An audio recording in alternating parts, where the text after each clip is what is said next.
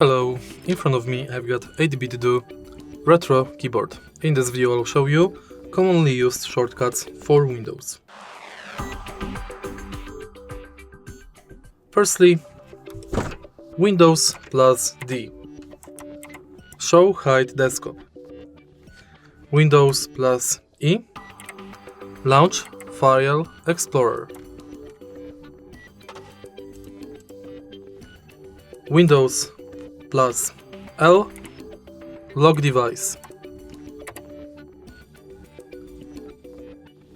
Windows plus M. Minimize all opened windows. Alt tab. Switch between opened tabs. Windows plus I. Open the settings app. Windows plus G. Screen recording. Windows plus Q or S. Quick research. Windows Shift S. Screen capture. And Alt F4. Close active windows.